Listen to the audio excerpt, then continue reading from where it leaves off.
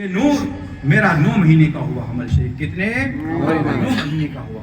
اب مجھے بتاؤ، جب عورت حمل سے ہوتی ہے اور ولادت کی رات ہوتی ہے تو عورتوں کو درد بھی اور ڈر بھی دونوں ستاتا ہے کہ نہیں ستاتا ہے؟ ستاتا ہے۔ عورتیں ڈرتی ہیں اور یہ بات حقیقت ہے، جس دن بچہ ہوتا ہے وہ عورت کے لیے موت اور زندگی کا مسئلہ ہوتا ہے، عورت کو ایک نئی زندگی ملا کرتی ہے۔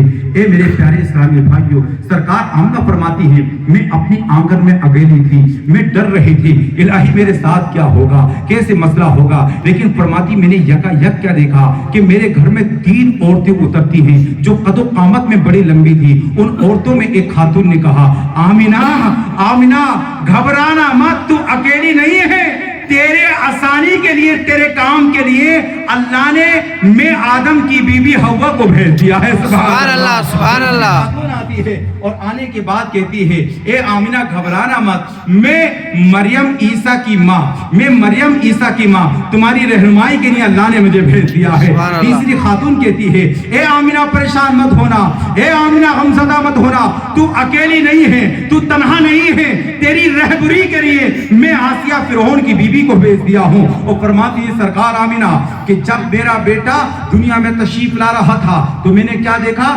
آسمان سے ایک نور ظاہر ہوتا ہے اور اس نور کی برکتوں سے میں نے ملک شام کے سارے محلات کو دیکھ لیا ہے، سارے محلات کو دیکھ لیا ہے۔ اور خود سرکار عمران کی ماں حضرت فاطمہ فرماتی ہیں، لما حضرت ولادت رسول اللہ صلی اللہ علیہ وسلم رأیت البیت حین وقع قدمت لنا نورا ورأیت نجوم تدنو حتی ظننت انہا ستقع علیہا۔ فرماتی کہ جس رات حضور دنیا میں تشریف لا رہے تھے اس رات میں حضور کی ماں آمینہ کے گھر موجود تھی۔ سبحان اللہ۔ نعرہ تکبیر، نعرہ رسالت، علماء اہل سنت، مسلک اعلی حضرت، نعرہ تکبیر۔ جس رات نبی دنیا میں تشریف لا رہے تھے، فرماتی اس رات میں سرکار کے گھر میں تھی، میں نے کیا دیکھا کہ آسمان کے سارے ستارے بی بی آمینہ کے آنگن میں اتر آئے تھے۔ سبحان اللہ سبحان اللہ۔ اور فرماتی میں ڈر رہی تھی کہ کہیں ایسا نہ ہو کہ یہ ستارے میرے جسم سے ٹچ نہ ہو جائیں۔ آج کچھ لوگ کہتے ہیں کہ حضور ایسے گھر پیدا ہوئے جہاں چراغ نہیں جل رہا تھا۔ میں آپ سے پوچھنا چاہتا ہوں، ذرا مجھے بتاؤ، آپ پڑھے لکھے لوگ ہیں، چراغ کہاں جلایا جاتا ہے؟ بتائیے۔ جہاں اندھیرا ہوتا ہے وہیں حضرت چراغ جلتا ہے کہ نہیں جلتا؟ روشنی کہاں پہ کی جاتی ہے؟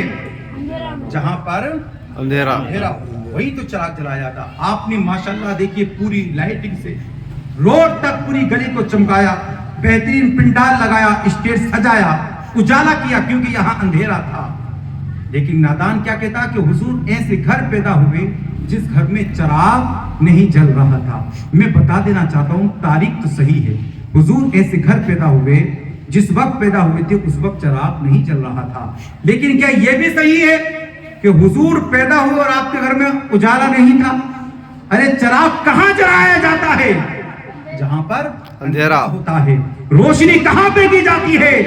جہاں پر تاریکی ہوتی ہے۔ لیکن قسم خدا کی، علماء بیان فرماتے ہیں، جس رات میرے اور آپ کے پیغمبر اللہ کے رسول اس دنیا میں تشریف لا رہے تھے، اللہ اکبر، حضور کی آمد سے جو اندھیرا تھا وہ سویرے میں تبدیل ہو گیا، جو تاریکی تھی وہ روشنی میں تبدیل ہو گئی۔ سرکار کی ماں آمنہ فرماتی ہے، جس رات میرا بیٹا دنیا میں تشریف لایا تھا اس رات کی برکتوں سے اللہ نے پوری دنیا کے اندر کائنات کے سارے اندھیرے کو اجالے میں تبدیل فرما دیا۔ سبحان اللہ۔ اعلیٰ حضرت سرکار فرماتے ہیں، صبح طیبہ میں ہوئی پڑتا ہے بارہ نور کا، صدقہ لینے نور کا آیا ہے تارا نور کا، اور 12ویں کے چاند کا مجرا ہے سجدہ نور کا، 12 برجوں سے جھکا ایک ایک ستارہ نور کا، اور ناریوں کا دور تھا دل جل رہا تھا نور کا، تم کو دیکھا ہو گیا ٹھنڈا کلیجہ نور کا۔